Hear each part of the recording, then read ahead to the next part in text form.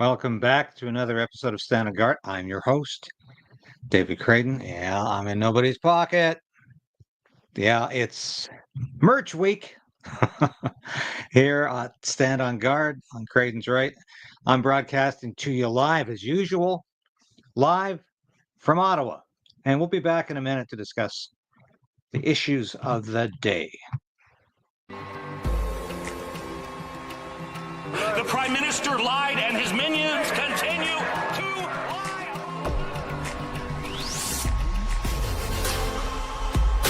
We need political change. But we also need to resolve to resist.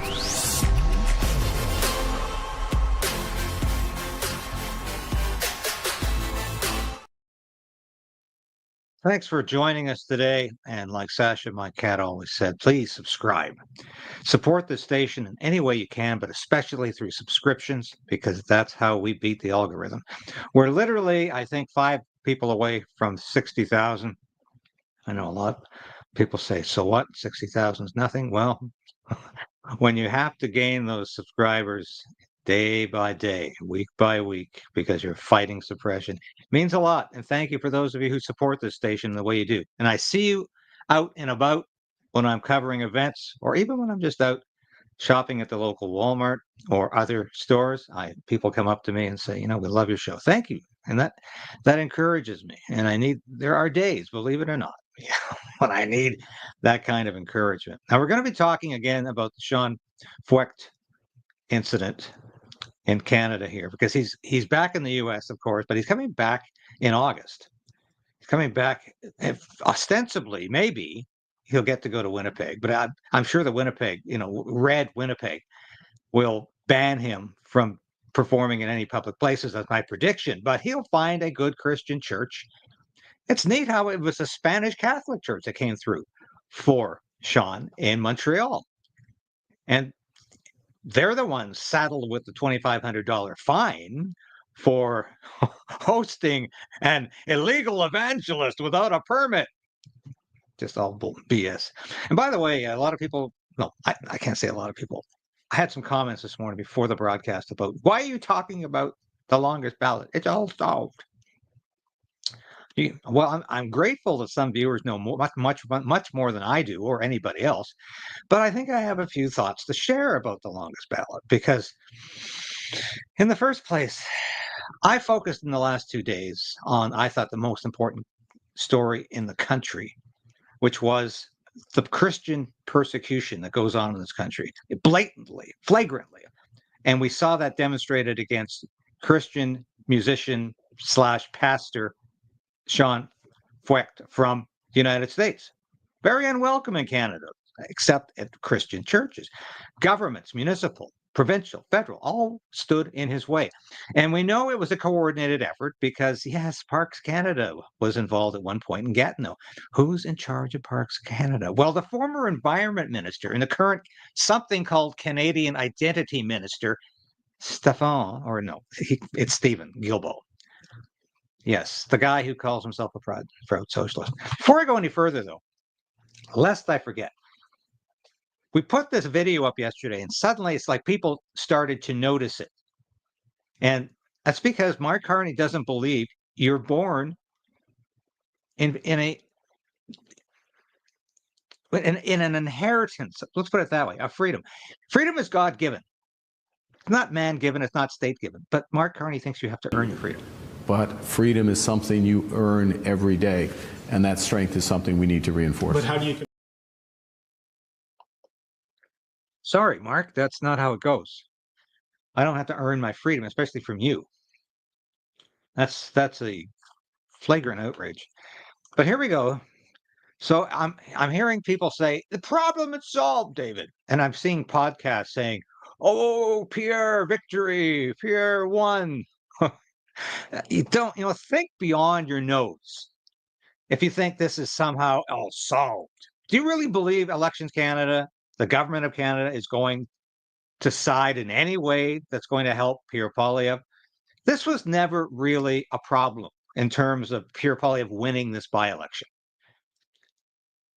Damien Couric, who had the seat and gave up the seat to Pierre Poilievre, won this riding with 83% of the vote. This is Battle River Crowfoot. I knew Damien's predecessor, Kevin Sorensen. Kevin used to win this with 75, 80% of the vote for years. It's probably the strongest conservative seat in the country. Certainly, if it's the strongest conservative seat in Alberta, it's the strongest conservative seat anywhere in Canada. So was there any doubt that Pierre Poilievre was going to win this? Well, probably not. But the point for me is, I think this makes it worse. I think this complicates matters even more. Write-in ballots to be used in Alberta by-election due to record number of candidates. So instead of saying, hold it, we don't want 200 plus candidates on a single ballot, you write the name in. And I know the CBC story says, oh, you can misspell the name. Can you? Do you trust CBC or Elections Canada? Because this in many ways is going to be arbitrary. Who decides whether the name Pierre Poilievre or even Poilievre, or maybe, and I'm sure you can't just write Pierre, but who decides whether Poilievre sounds and looks enough like the real spelling? And who decides, sorry, we got to toss that ballot because that's a spoiled ballot. That's clearly not a candidate here. It says polyvalence. He's not running. She's not running in this riding. So we're going to toss that ballot. Now, do you think for a minute, Elections Canada went through the last election in a very, shall we say, embarrassed state, because we understood, we knew of very.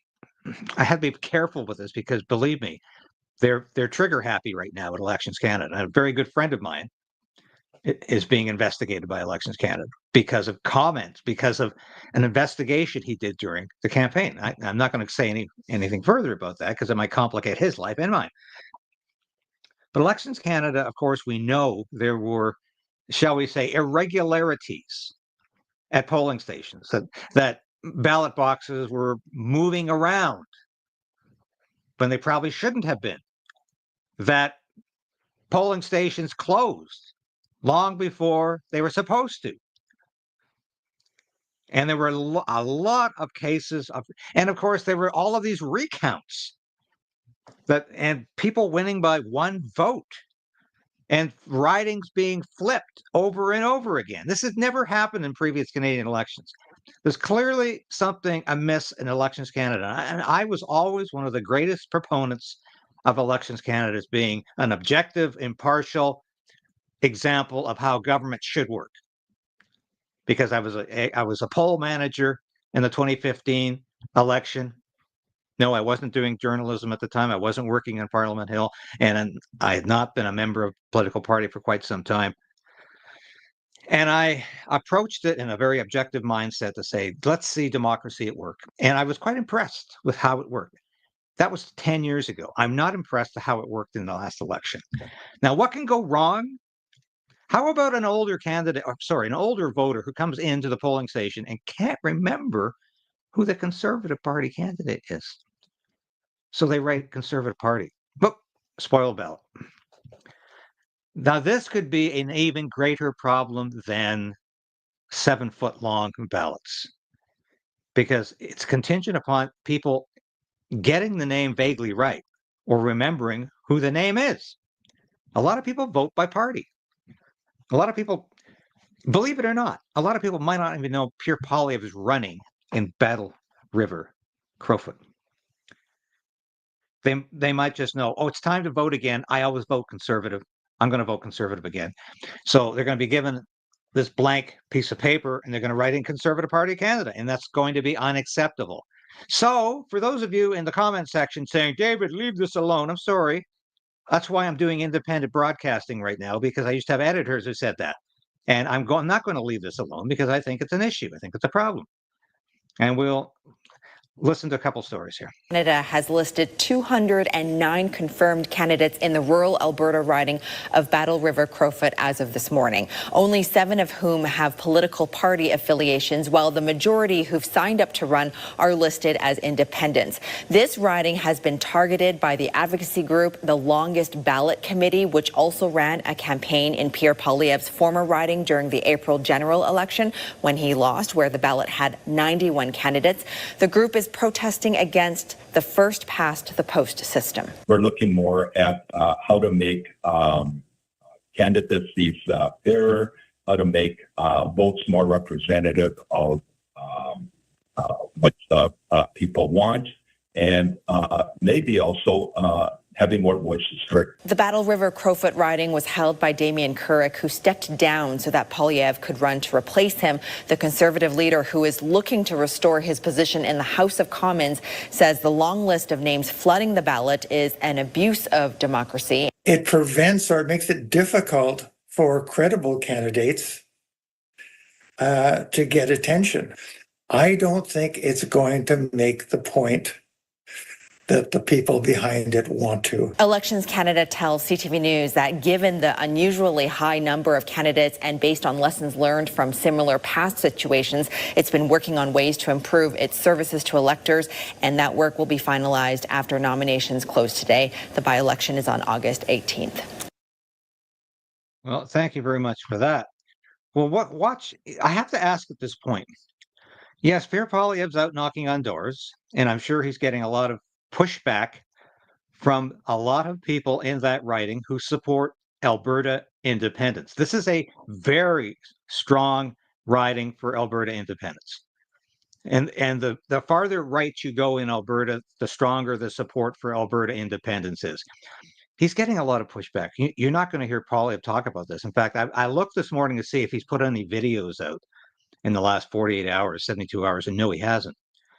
This despite the fact he was putting out some really good material last week.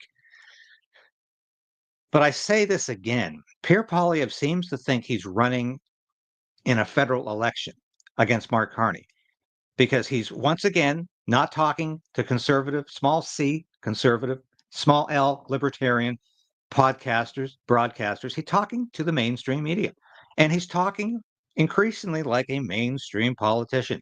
He's not talking about freedom. He's not talking about mind your own business government. Where was Pierre Poilievre all week, all last week, when Sean Feucht was being kicked out of public places and forced to go into churches that were then, in one case at least, fined $2,500 because they didn't have a permit to host a foreign pastor, or it wasn't even clear what they were fined for. Didn't have a permit to host a Christian missionary, a Christian musician, somebody from the United States, somebody who is vaguely associated with Make America Great Again politics, someone who's perhaps affiliated with President Donald Trump.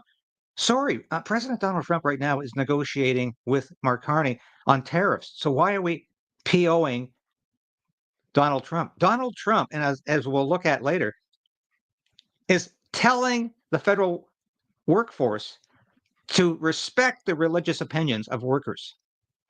So he is, I'm sure, not happy with what's happened the last week. And once again, Pierre Poilievre had an opportunity to stand tall with social conservatives, with people of faith, with grassroots conservatives, because that's what he's running for right now in the most conservative riding in Canada. And his leadership is somewhat, not a huge amount, but somewhat in danger because there's a leadership review coming up next year. But in the meantime, there could be a caucus revolt if they're not happy with what he's saying. And he's not running to the right as he should be, not only in a by-election, but to maintain his leadership position. I'm not doing that. And he doesn't seem to understand that lesson.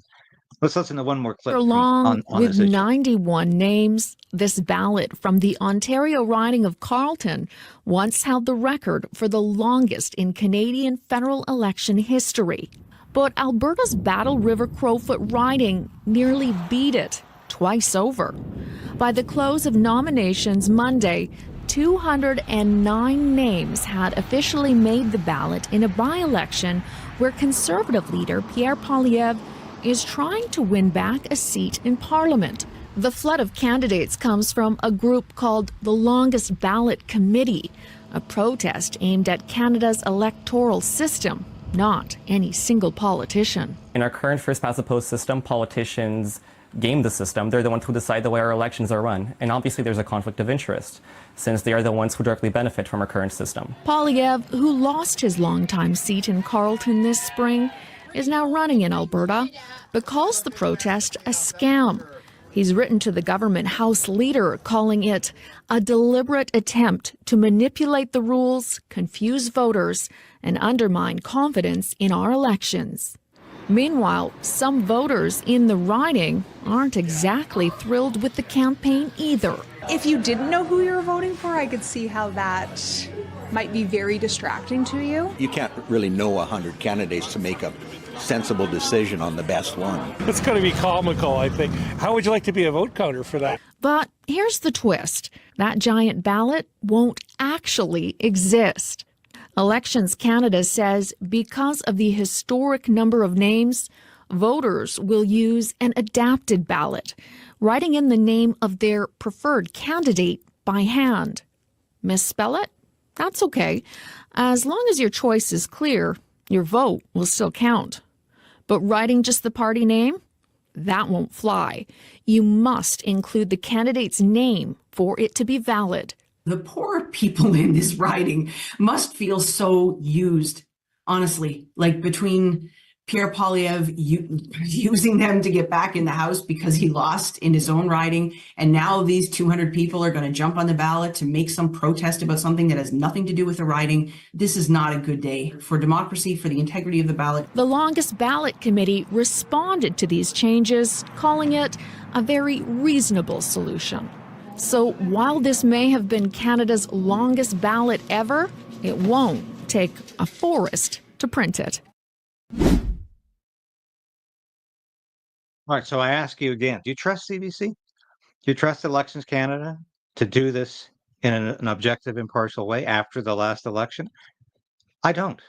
I don't think this is great news for Pierre Poilievre. I think it's worse news for Pierre Poilievre because he's going to win this by-election.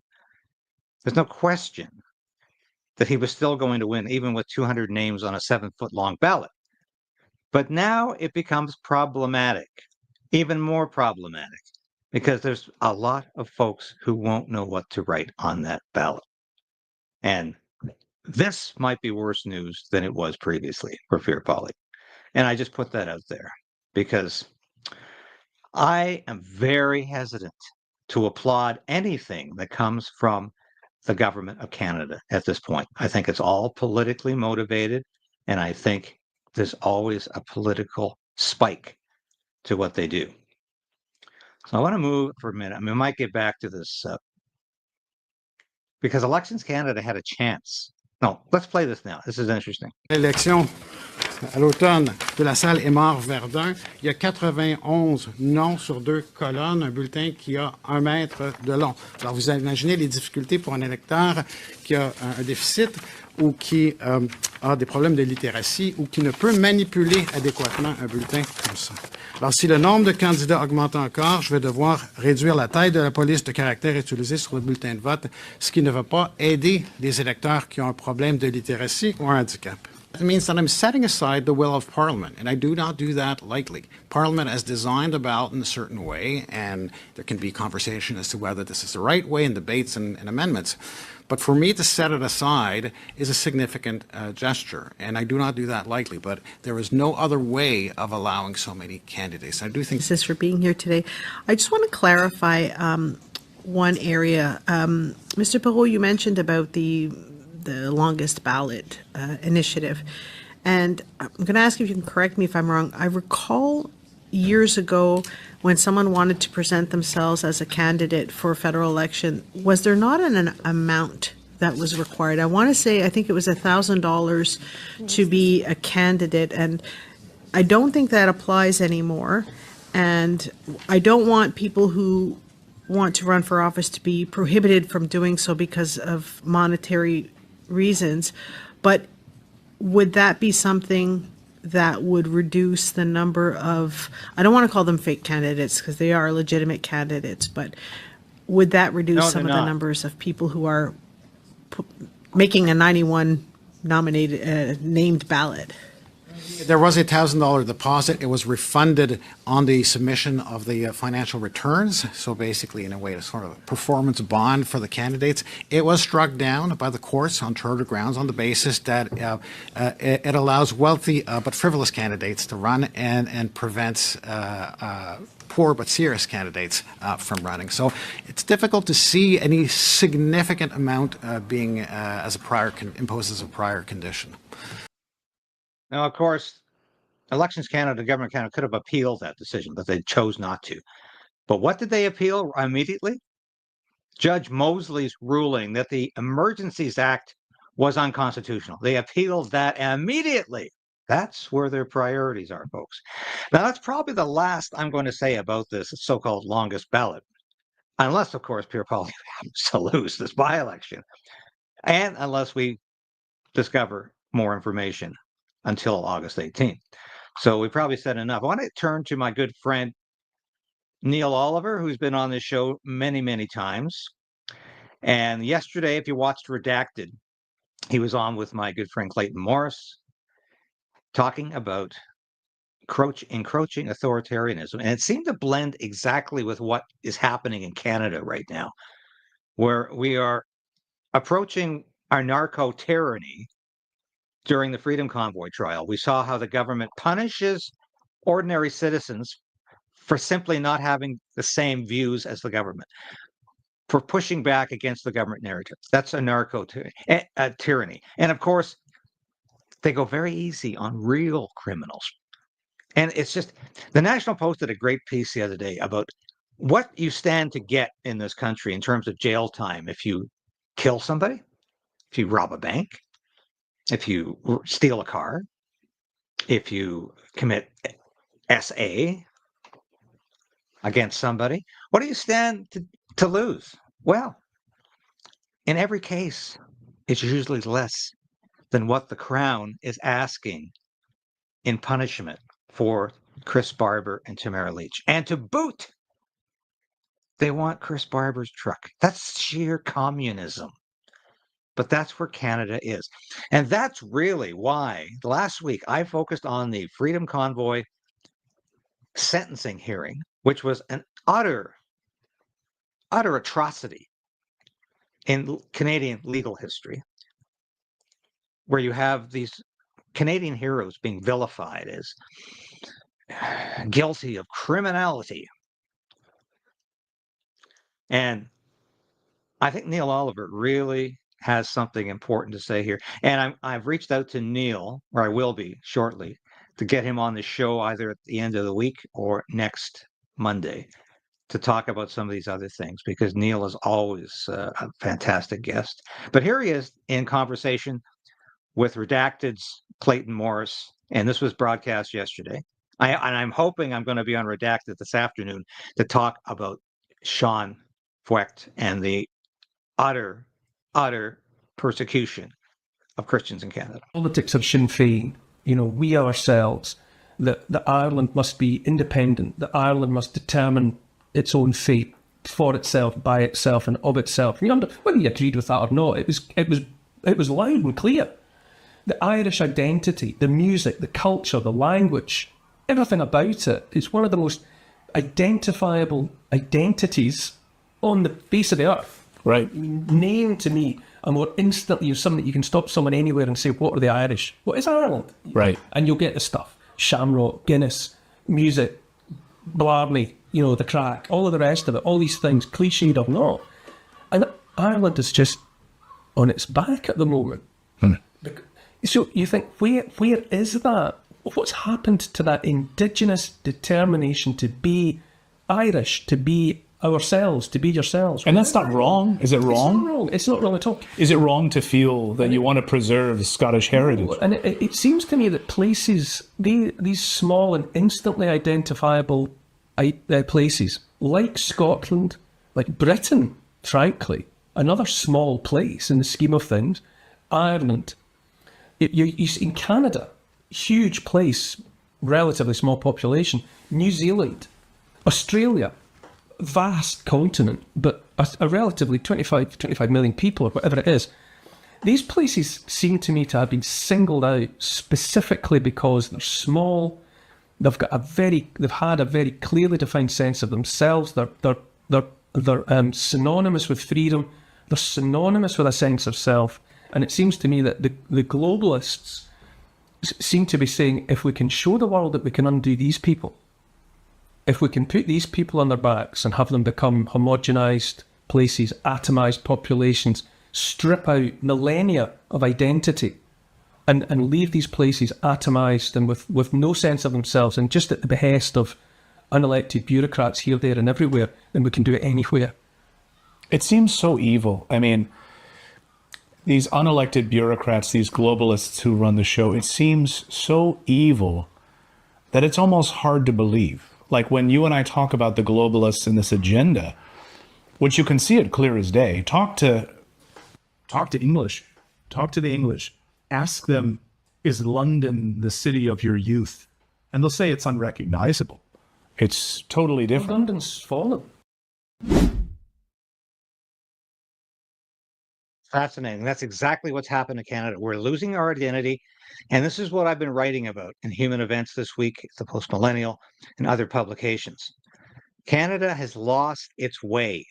We are no longer a country that respects or even tolerates freedom of religion and free speech. And you have to do more than tolerate freedom of religion and free speech to be a democracy. You have to embrace it. You have to cherish it. You have to promote it. You have to love it. Canada hates free speech now. And I don't say Canadians hate it. A lot of them do. Too many do. Too many who voted for Mark Carney don't respect or cherish free speech and freedom of religion. They're in the bag for the Liberal Party that wants to destroy this country. There's no question about that. And Canada has lost its way because we used to be a country that believed in freedom of speech and freedom of religion. And we don't believe in that anymore. At least the government doesn't. And we're afraid to talk about that. And Canada has become increasingly authoritarian. I hate it when I get stuff off my shirt like that.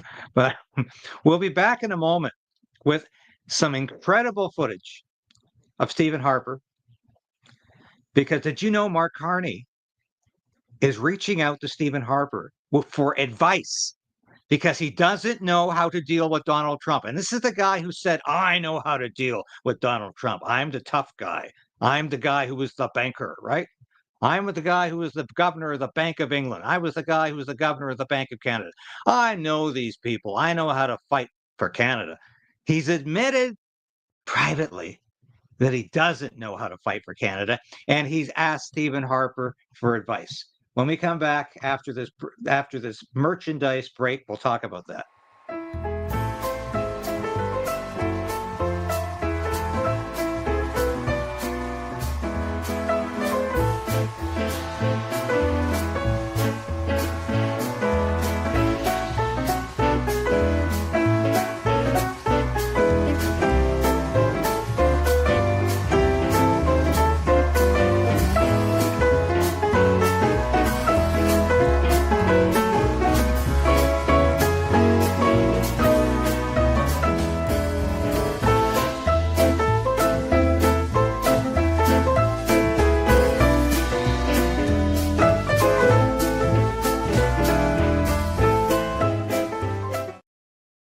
Yes, let's celebrate our resistance to this liberal government.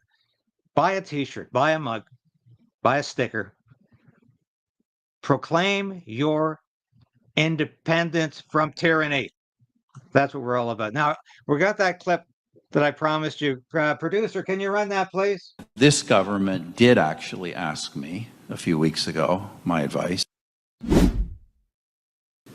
Look, I'm just gonna put it in this context, just so everyone understands. You know, I think it's fair to say, probably the most pro-American prime minister in Canadian history.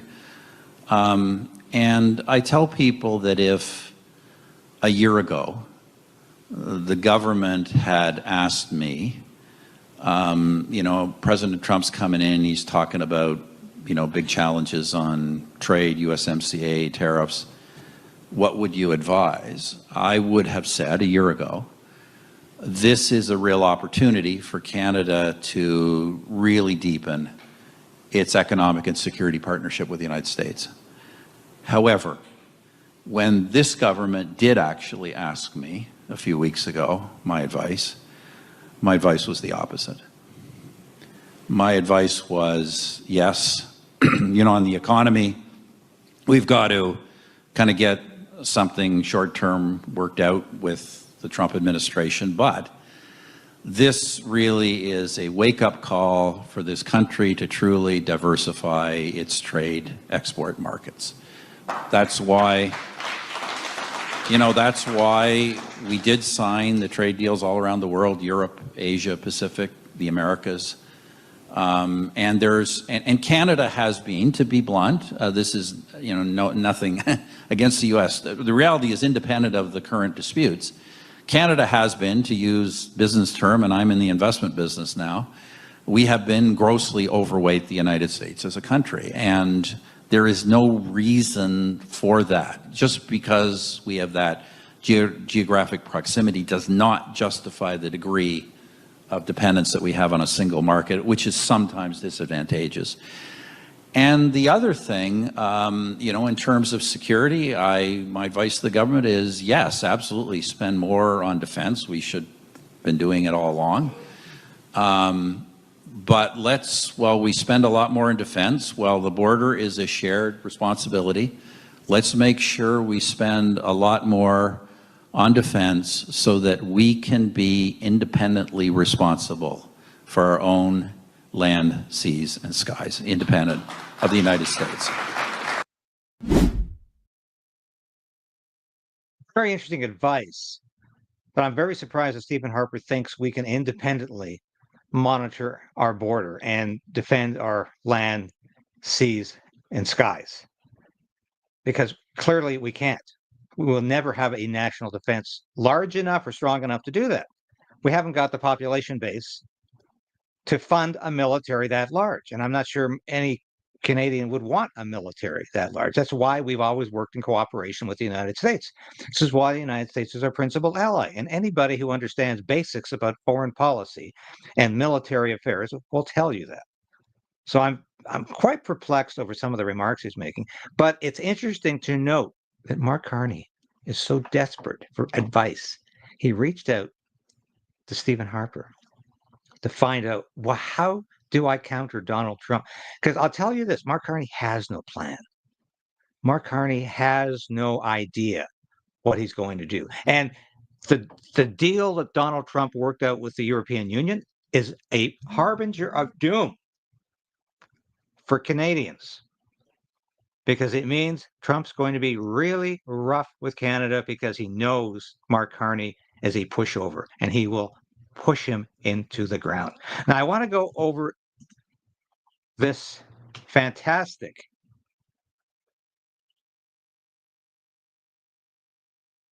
there we go.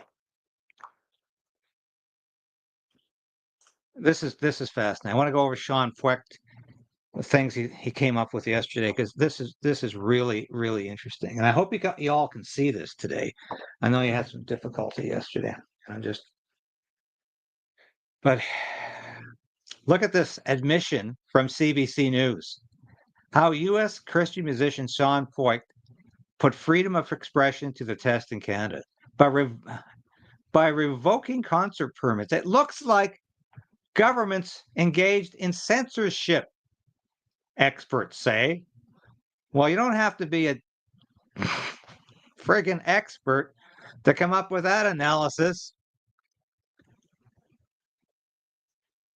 And this is a guy who was physically attacked with a smoke bomb, right? He was physically attacked, and the police didn't arrest anybody. They tried to shut down the concert. This is how crazy Canada is. And he's in the U.S. now, but Sean is coming back in August. So it's going to be interesting to see what happens in Winnipeg, in Edmonton, in Abbotsford, in Kelowna, in Saskatoon. Will one of these cities actually follow through and host him? This is what I'm really interested to find out. And of course, it was Antifa that set off the smoke bomb, folks, in Montreal. And the police just stood by and did nothing because the cops are not on your side anymore, especially in major Canadian cities. They might be in the small towns, but they're not in the major Canadian cities. Libs of TikTok picked this up. Montreal fines church $2,500 for hosting a concert with Christian singer Sean Feucht. The city says it revoked the permit because the event runs, quote, runs counter to the values of the inclusion, solidarity, and respect that are championed in Montreal, unquote. Wow. That's what Canada has come to. I love this. Sean reposted this from the Canadian Charter of Rights and Freedoms, which I didn't know the Charter of Rights had its own X site. But it says, my purpose is to protect your liberties, not to be twisted as a weapon for self-promotion, sales, and profit. Now more than ever, I stand as a shield for justice and equality. Use me wisely, not to divide, but to unite. That's what the government uses it for. Dean Allison, Member of Parliament. Thank you. I stand with Sean. And there are many, many more Canadians that do as well. This is interesting. In Winnipeg, it's already, that's where he's going when he comes back in August, but it's already become a point of controversy. In diverse Central Park, which I didn't know Winnipeg had a Central Park, community is concerned a U.S. Christian musicians concert could sow division. Sow division. Well, let me ask you this. When there's a liberal convention in town, does that sow division? Yeah, because unless we're a country where everybody votes for one party, which is what Mark Carney is trying to move us towards, then it will sow division and it will sow controversy. And that's a good thing for democracy. Pastor Henry Hildebrandt, my good friend from Elmer, who was jailed for speaking the truth and for ministering during the COVID lockdowns, said what happened last night in Montreal to Sean Feucht was a criminal offense by the police and the protesters.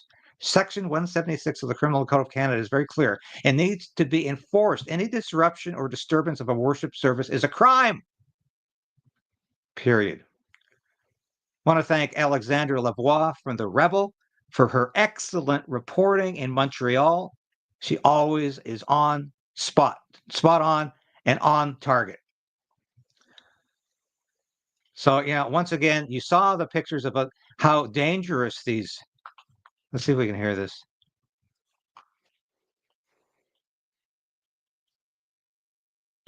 So, how about a nice cup of get the fuck up? Hein? Crissez votre camp. Tu peux pas me dire de crisser mon camp. Oui, je peux te dire de crisser ton camp. Je peux te dire de crisser ton camp parce que tu le mérites. Décaliste. Pourquoi je le mérite? Décaliste, t'as pas d'affaires ici. Hey, vous n'avez pas le droit de toucher à ça, là. Vous n'avez pas le droit, là. Je suis désolée, là, mais ça, c'est une agression. And notice how the cop does nothing to stop this Antifa thug from attacking this reporter. And he actually tells the reporter, you shouldn't be here. Oui. Ah ouais, vous êtes bon en Christ pour vous plaindre. Vous n'avez pas le droit de toucher mon micro, c'est mon outil de travail. Pourquoi vous ne l'arrêtez pas? Il n'y a pas le droit de toucher mes appareils. Là. En Ontario, il l'aurait arrêté déjà, lui. En Ontario, il l'aurait arrêté direct. En vous approchant, non, il n'a pas le droit de toucher mon micro. Sauf que là, vous vous approchez, vous n'êtes pas la bienvenue. Il s'est approché de moi, monsieur. Si vous l'avez bien vu, il est venu vers moi, il m'a menacé et il a pris mon micro. La meilleure chose, je pense, dans votre situation, c'est peut-être juste d'aller de l'autre côté. Je le sais, mais j'ai le droit de marcher. Je suis quand même une citoyenne. Je comprends, mais vous sachez que vous n'êtes pas nécessairement la bienvenue. Puis... Oui, mais je ne vais pas commencer à traverser. All right, so if you're missing that, the cop tells the reporter, go across the street. You're antagonizing these people. Yet it's the Antifa person who lashed out at the reporter. And the cop says, that's okay. That's okay in Montreal. What's happening in the Trump administration? I know, Trump really faltered on the Epstein file. But there's so many good things going on in the United States under his guidance, under his administration. Trump administration issues new guidance to protect religious expression across federal workforce. That's where America is. In Canada, if you're a Christian, you're an evangelical Christian, especially, you're a third-class citizen, and forget it. The government doesn't give a damn about your rights or your faith. I want to get to this. Here's my column in Human Events. And what did Sean say? This is the message I preached last night. And here's my column in Human Events, which Sean reposted almost immediately after I sent it to him.